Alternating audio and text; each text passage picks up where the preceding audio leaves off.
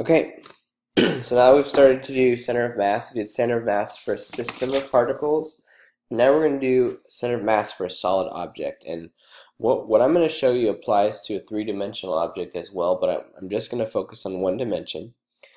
As we get started, hopefully you're starting to think by now that anytime you're adding up a bunch of little pieces of something, just based on your experience in calculus, if you add up a bunch of little pieces of something, there's a way that you can do that using calculus by taking integrals. And so we do the same thing here for center of mass. The center of mass for any particular dimension is going to be equal to 1 over the total mass of the object times the integral of the horizontal position times the tiny slice of mass. Okay, and so if you think about it, you're taking an object and taking its position and multiplying by the tiny slice of mass located there. We're adding all these up, and once we do all of these tiny slices, we're going to divide by the total mass. We're going to do it from here for the total length of this object. Okay, and so we're going to try this out with a uniform object. Let's say that this is like a meter stick. Okay, we'll say just a generic object that has a length L. Okay, and we're going to assume that it's uniform, which means the mass is uniformly located throughout, and we don't want to know where the center of mass is. Okay, we're just going to focus on horizontal one dimension right now, and we would assume that it's probably halfway through, somewhere in the middle. So we're going to say that the answer for this is 1/2 L before we even get to showing how. Okay, and so our job here is going to be to prove that that center of mass is located right here in the middle. Okay, so as we work this out, we know that if it's a uniform object, if we were to take the total mass of the object and divide it by its total length, we would get a ratio that's actually going to be equal to the, at any point, the infinitely tiny chunk of mass divided by its infinitely tiny width. Okay, and we can use this because in order to integrate this, we have to get x dx. And so we can use this to replace dm with dx. We're going to multiply dx up to here and get dm. So we get that dm is equal to m over L times dx. And so I can take all of this and I can place it into this initial equation here for dm, so I can get something I can integrate. Okay, so now we have this. We're going to take m and L and pull them out to the front. Okay, and you'll see that the m and the m are going to divide out, giving us just 1 over L.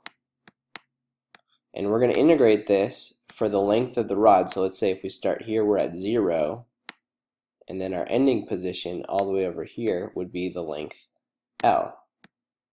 We'll integrate x dx.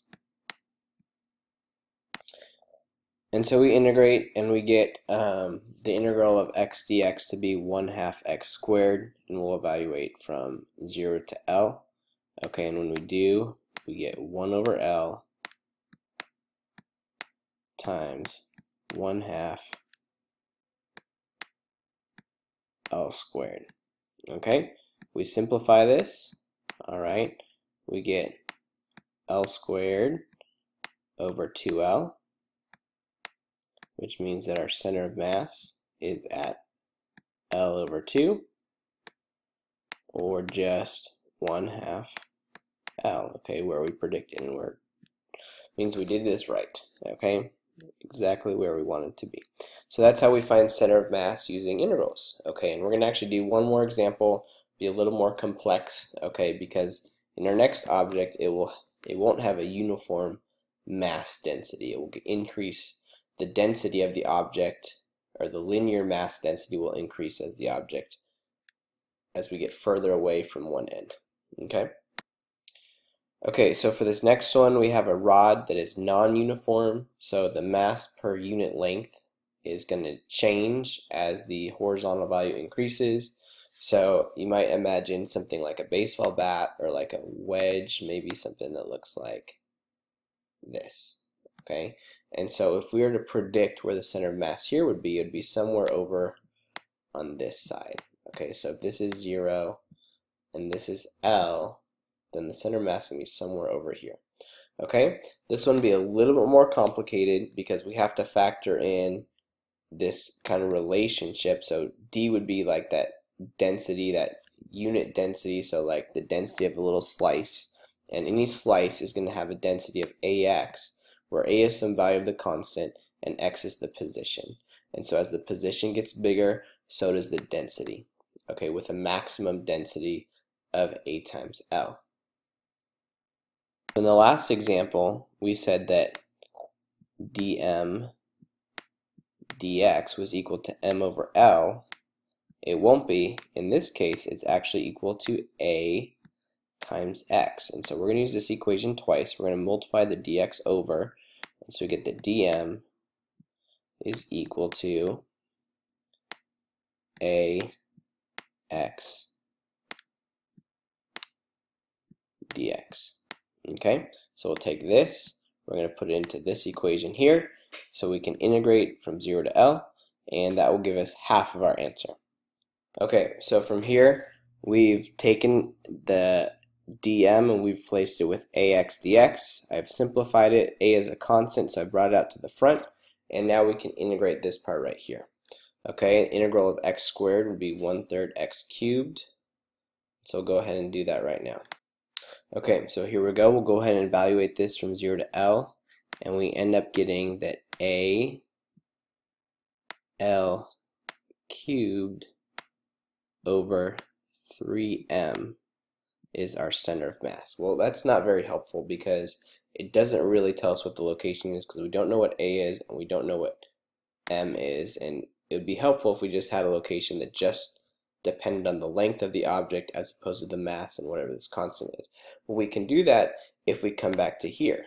Okay, we can actually integrate this as well to find our total mass. So if we integrate this right here from 0 to m, and this right here from 0 to L, okay, because if we get to the end of our non-uniform rod here, we know that the total mass will be m and the total length will be L.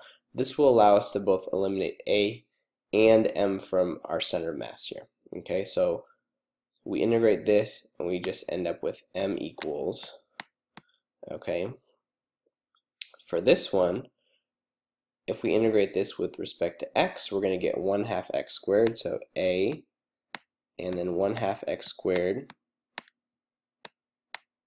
which will evaluate from 0 to L. Okay, so I evaluate from 0 to L, and so I get that the total mass is equal to A times 1/2 L squared, and I want to substitute this into this, our center mass here. To simplify it first, I'm actually going to solve for A before I substitute to make it the substitution part a little bit easier. So I would multiply by 2 and divide by L squared and get that A is equal to 2m over L squared. Okay, substitute this in. I'm able to cancel out m because it's on the top and the bottom. I'm able to cancel out 2 L's, leaving me turning this L cubed just to L. And so I get the center of mass is located at 2/3 L. So 2/3 of the way up the object, so maybe somewhere like right in this region right there. Okay, so that would be the center of mass of our non-uniform rod.